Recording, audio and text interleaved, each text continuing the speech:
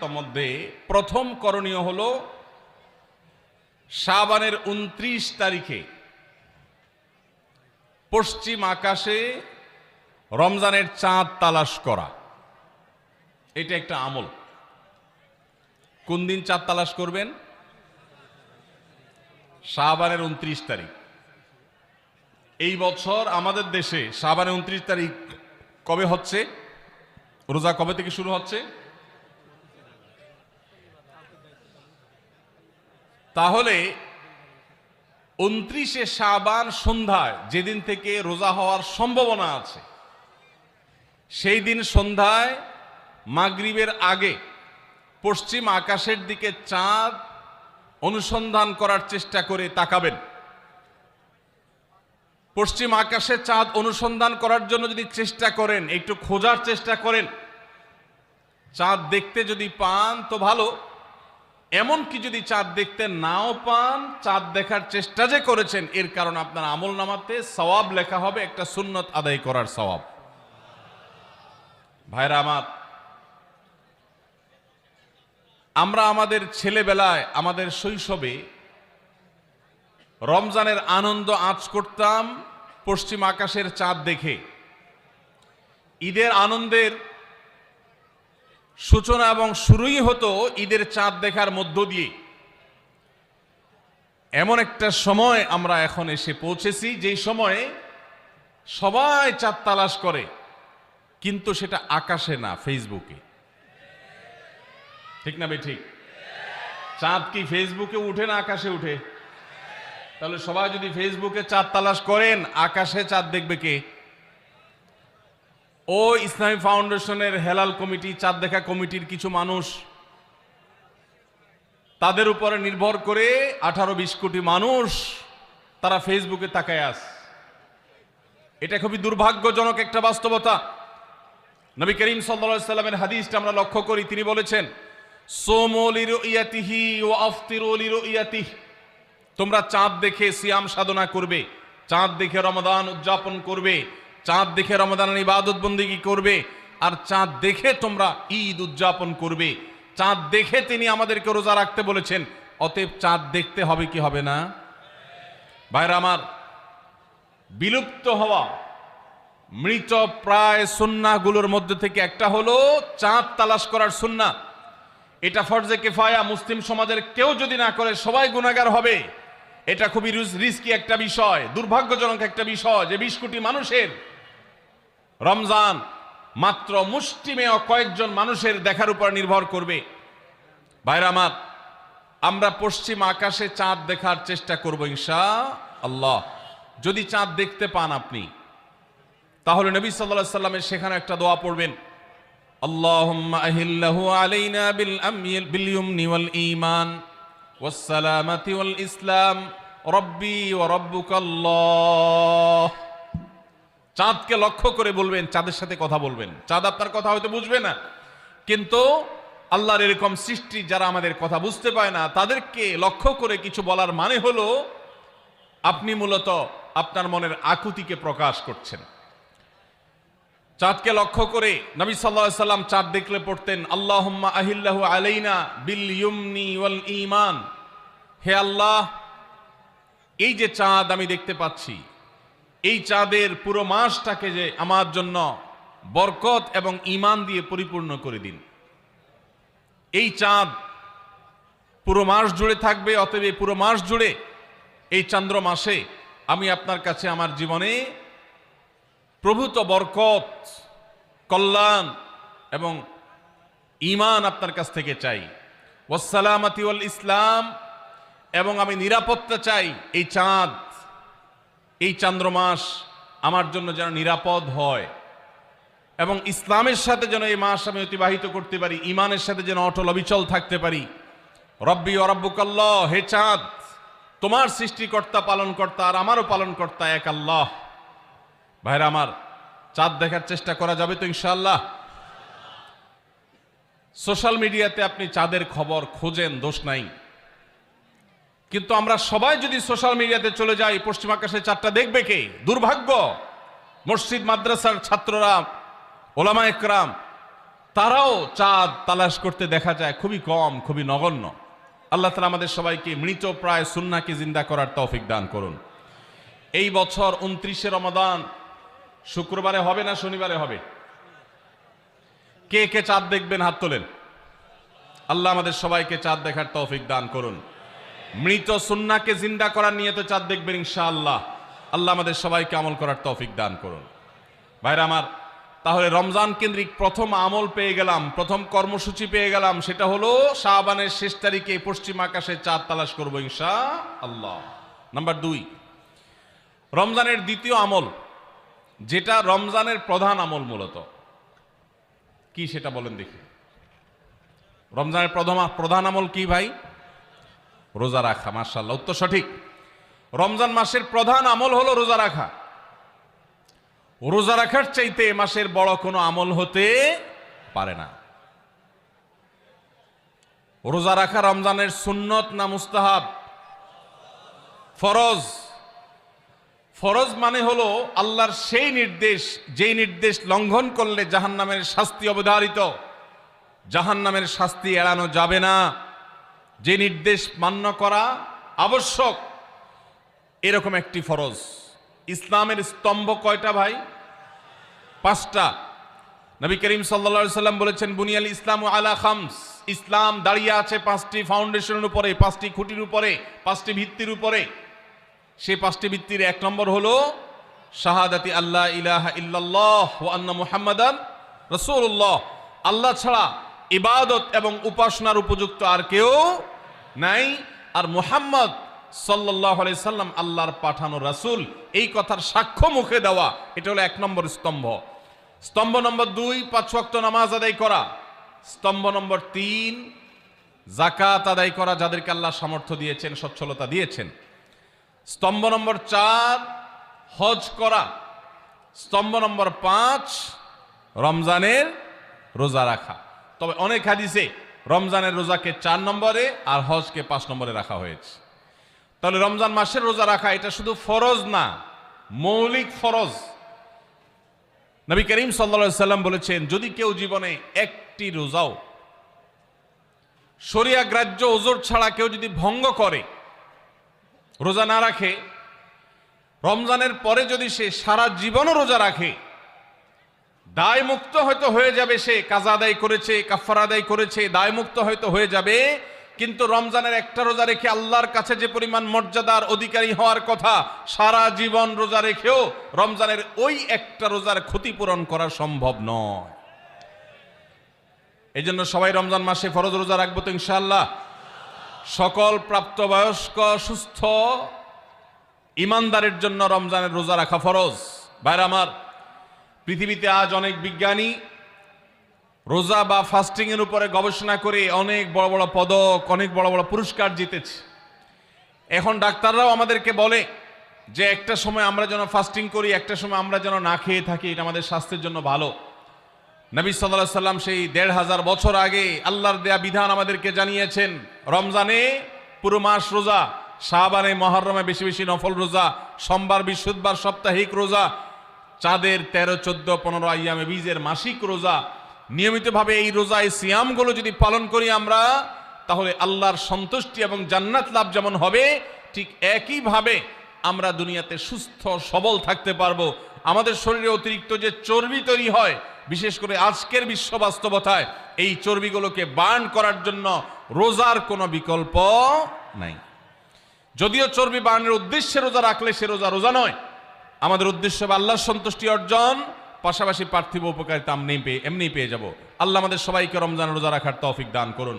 ভাইরা আমার, নবী করিম সাল্লাল্লাহু আলাইহি ওয়াসাল্লাম তিনি বলেছেন, যে ব্যক্তি রমজানে ঈমান এবং ইখলাসের সাথে আল্লাহকে খুশি করবার জন্য রমজান রোজা রাখবে, আল্লাহ তার পূর্বের সমস্ত গুনাহ মাফ করে দিবেন।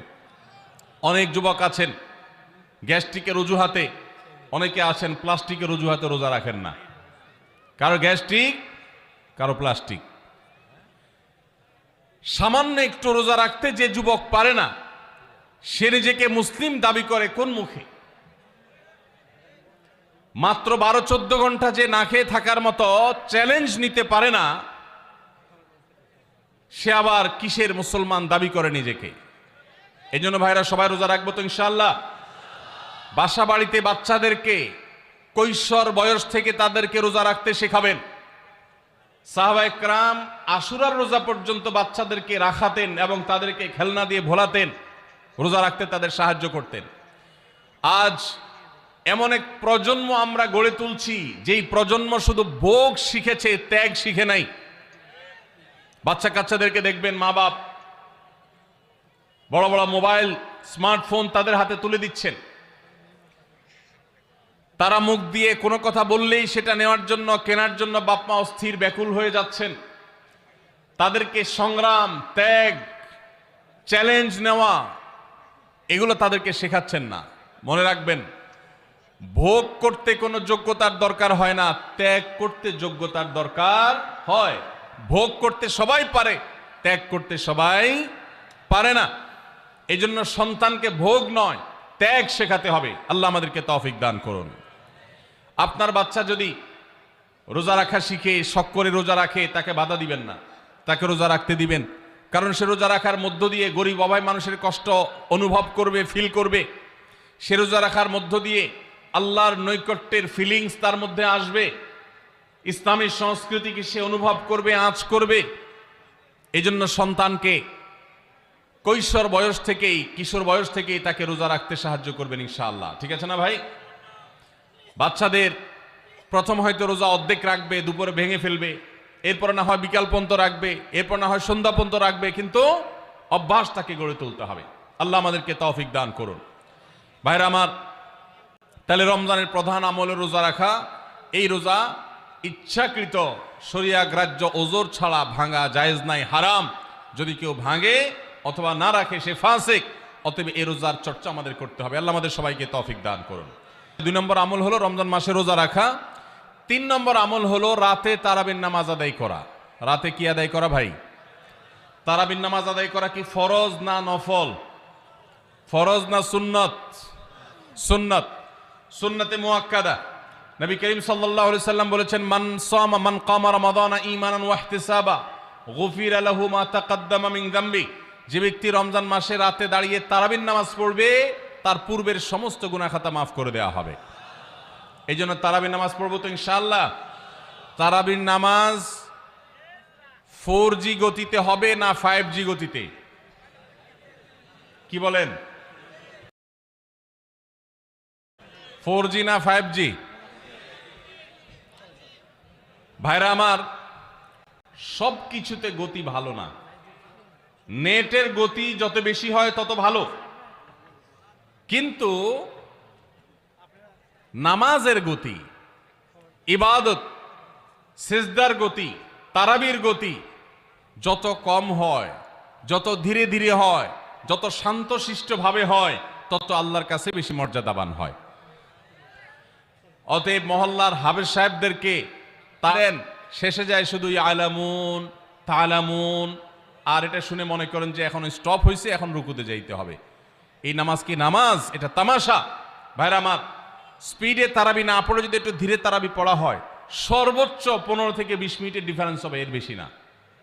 মাত্র 15 মিনিটের জন্য আপনার পুরো নামাজকে আপনি বরবাদ করছেন। দেশের বেশিরভাগ মসজিদগুলোতে তুফান মিল মার্কা তারাবি পড়া হয়। এই তারাবি আল্লাহর কাছে কতটা গ্রহণযোগ্য হবে, এটা যথেষ্ট প্রশ্নবিদ্ধ বিষয়। আল্লাহ তাআলা আমাদের সবাইকে ধীরস্থিরতার সাথে খুব শান্তভাবে তারাবির নামাজ আদায় করার তৌফিক দান করুন। চেষ্টা করা যাবে না ইনশাআল্লাহ? ভাইরা আমার, আল্লাহ রাব্বুল আলামিন নামাজের ক্ষেত্রে হুলস্থুলতা পছন্দ করেন না। যার নামাজ যত বেশি সময় নিয়ে আদায় করেন, তিনি আল্লাহর কাছে তত শ্রেষ্ঠ, তত ভালো নামাজি। আর যার নামাজে যত হুলস্থুল করা হয়, তার নামাজের কোয়ালিটি, মর্যাদা আল্লাহর কাছে তত কম। অতএব আমরা রমজানের 3য় আমল জানলাম তারাবির নামাজ, এবং সেটা ধীরস্থিরতার সাথে আদায় করবো। আল্লাহ আমাদের তৌফিক দান করুন। নাম্বার 4, সাহরি খাওয়া। সাহরি খাওয়া এটা রমজানের একটা আমল। আপনি সারা বছর লাঞ্চ করেন, ডিনার করেন, দুপুরের খানা খান, রাতের খানা খান, সকালে ব্রেকফাস্ট নাস্তা করেন, কিন্তু এর কোনোটা ইবাদত হয় না, এর কারণে আপনি সওয়াব পাবেন না। কিন্তু রমজান মাসে ভোর রাতে ঘুম থেকে উঠে যে আপনি খাবার খাবেন, এই খাবার খাওয়ার জন্য যে উঠলেন এবং খাইলেন, এর কারণে আপনার অ্যাকাউন্টে আপনার আমলনামা আল্লাহ তাআলা সওয়াব জমা করে দিবেন। আপনি রিওয়ার্ড পাবেন, বিনিময় পাবেন। কেন? কারণ নবী করিম সাল্লাল্লাহু আলাইহি সাল্লাম বলেছেন, তাসাহহারু ফাইন্না ফিস সাহুরি বারাকাহ, তোমরা সাহারির খাবার খাবে ভোর রাতে। রোজার মাসে রোজা রাখতে গিয়ে সাহারির খাবার খাবে কেন? কারণ সাহারির যে খানা, এই খানাতে আল্লাহ তাআলা বরকত রেখেছেন। এই খানা খাইলে তার জন্য আমাদের স্পিরিচুয়াল, আধ্যাত্মিক বিভিন্ন রকমের উপকারিতা আল্লাহ তাআলা এর মধ্যে নিহিত রেখেছেন। এর মধ্যে খাদ্য শক্তি আছে, আমাদের এনার্জি হবে শরীরে, রোজা রাখতে সহজ হবে। এর পাশাপাশি সাহারির খাবারে আলাদা একটা বরকত আছে, শেফা, বহুবিধ উপকারিতা আমাদের শরীরের, আমাদের মনের জন্য আল্লাহ তাআলা রেখেছেন। এই জন্য সাহারি খাওয়াটা আলাদা একটা ইবাদত। যদি আপনার সন্ধ্যা রাত্রে বেশি খাওয়া হয়ে যায়, সাহারিতে খানা খাওয়ার মতো মুড না থাকে, অন্তত এক ঢোক পানি, একটা খেজুর, সামান্য কিছু খেয়ে হলেও আপনি সাহারি খাবেন এবং তাতে আপনি সওয়াব পাবেন। কোনো কারণে যদি সাহারি খেতে না পারেন, রাতে উঠতে পারেন নাই, অ্যালার্ম বাজছে কিন্তু শুনেন নাই, উঠে দেখেন ফজরের আজান হয়ে গেছে, তাহলে ওই দিনের রোজা কি হবে নাকি হবে না? হবে। মাশাআল্লাহ, বগুড়া মানুষ মাসালা জানে, দেখা যায় রোজা হয়ে যাবে ইনশাআল্লাহ। কারণ এই সাহারি খাওয়াটা ফরজও না, ওয়াজিবও না, এটা সুন্নত। সুন্নত ছুটে গেলে ইবাদত, বহুবিধ উপকারিতা আমাদের শরীরের, আমাদের মনের জন্য আল্লাহ তাআলা রেখেছেন। এই জন্য সাহারি খাওয়াটা আলাদা একটা ইবাদত। যদি আপনার সন্ধ্যা রাত্রে বেশি খাওয়া হয়ে যায়, সাহারিতে খানা খাওয়ার মতো মুড না থাকে, অন্তত এক ঢোক পানি, একটা খেজুর, সামান্য কিছু খেয়ে হলেও আপনি সাহারি খাবেন এবং তাতে আপনি সওয়াব পাবেন। কোনো কারণে যদি সাহারি খেতে না পারেন, রাতে উঠতে পারেন নাই, অ্যালার্ম বাজছে কিন্তু শুনেন নাই, উঠে দেখেন ফজরের আজান হয়ে গেছে, তাহলে ওই দিনের রোজা কি হবে নাকি হবে না? হবে। মাশাআল্লাহ, বগুড়া মানুষ মাসালা জানে, দেখা যায় রোজা হয়ে যাবে ইনশাআল্লাহ। কারণ এই সাহারি খাওয়াটা ফরজও না, ওয়াজিবও না, এটা সুন্নত। সুন্নত ছুটে গেলে ইবাদত হয় না, ব্যাপারটা সেরকম না। 5 নম্বর আমল হলো, সাহারি তো খাবো ঠিক আছে, কিন্তু সেটা শেষ সময়ে খাওয়া, দেরিতে খাওয়া। সাহারি কি আগে খাবেন না শেষের দিকে খাবেন? শেষের দিকে। কেন? কারণ নবী করিম সাল্লাল্লাহু আলাইহি সাল্লাম বলেছেন, লা ইয়াজালুন নাসু বিখাইরিন মা আজ্জালুল ফুতুর ওয়া আখারুস সাহুর। এই উম্মত, মুসলিম জাতি ততদিন পর্যন্ত কল্যাণের উপর প্রতিষ্ঠিত থাকবে, তারা কল্যাণকে স্পর্শ করতে পারবে যতদিন পর্যন্ত তারা সাহারি তাড়াতাড়ি খাবে, না দেরিতে খাবে? দেরিতে খাবে। আর ইফতার তাড়াতাড়ি করবে। তাহলে সাহারি দেরিতে খাওয়া হলো সুন্নত। আমাদের দেশে গ্রামে অনেক মুরব্বীরা এখনো আছেন, রাত 12টা, 1টা, 2টা বাজে সাহারি খেয়ে শুয়ে থাকেন। তারা চিন্তা করেন পরে খাইতে গেলে আবার বর্ডার ক্রস হয়ে যায় কিনা, সীমা লঙ্ঘন হয়ে যায় কিনা, রিস্ক নেওয়ার দরকার কি, এই জন্য 12টার সময় খেয়ে রাখি। এটার কারণে সাহারি খাওয়ার সওয়াব পাবেন ঠিকই, কিন্তু দেরিতে সাহারি খাওয়ার যে সুন্নত, সেই সুন্নত আদায় হবে না। এই জন্য দেরিতে খাবেন। দেরিতে খাওয়ার মানে আবার এরকম দেরি না যে আপনি আর মুয়াজ্জিন সাহেব দুজন কম্পিটিশন করছেন, আপনার হাতে খাবারের প্লেট আর মুয়াজ্জিনের হাতে মাইক, আপনি আগে শেষ করেন আর মুয়াজ্জিন আগে আজান দিবে, কম্পিটিশন চলছে। এত দেরি করে একেবারে লাস্ট মিনিট পর্যন্ত খাওয়া সুন্নত নয়। কথা কি বুঝাতে পারছি? কয়েক মিনিটের গ্যাপ রেখে তারপরে খাবার শেষ করবেন। কারণ নবী করিম সাল্লাল্লাহু আলাইহি সাল্লাম সাহারি খেয়ে শেষ করে ফজর নামাজ শুরু করতেন, এর মধ্যে 50টা আয়াত পড়ার মতো গ্যাপ রাখতেন, অর্থাৎ প্রায় 10 মিনিটের মতো একটা গ্যাপ থাকতো। এই জন্য আমরা একটা গ্যাপ রেখে তারপর সাহারি শেষ করব। অর্থাৎ ফজরের আজান যদি হয় উদাহরণস্বরূপ 5:25 বা 30, তাহলে আমরা 2-4 মিনিট আগে সাহারি খেয়ে শেষ করবো ইনশাআল্লাহ। তাহলে সাহারি দেরি করে খাওয়া, শেষের দিকে খাওয়াটা সুন্নত। আল্লাহ আমাদেরকে আমল করার তৌফিক দান করুন। রমজান মাসে সাহারির নামে একটা নতুন নাটক শুরু হয়েছে এদেশে, সেটার নাম হলো সাহারি পার্টি। আপনারা শুনেছেন? বিশেষ করে শহরের ছেলেফেলেরা, ইউ পোলাপান, তারা আজকাল ভোর রাতে বন্ধু বান্ধব সহ রেস্টুরেন্টে গিয়া সাহারি পার্টির আড্ডা বাইর করছে। শয়তানি এবং ফাইজলামির আর কোনো জায়গা নাই, সাহারির জন্য পার্টি বাইর করছে, তাও আবার ছেলে মেয়ে একসাথে মিলেমিশে। ভাইরা আমার, সাহারি খাওয়া ইবাদত, এবং সাহারির এই সময়টা দোয়া কবুলের সময়, তাহাজ্জুদের সময়। আল্লাহ তাআলা দুনিয়ার আকাশ থেকে ডেকে ডেকে বান্দাকে ক্ষমা করেন। এই সময়টাতে আড্ডাবাজি করা, এটা হতভাগা ছাড়া আর কারোর কোনো কাজ হতে পারে না। এরপরে 6 নম্বর আমল হলো ইফতার করা। রোজা রেখেছেন কিন্তু ইফতার করেন নাই, রোজা হয়ে যাবে কিন্তু সুন্নাত আদায় হবে না, এই জন্য ইফতার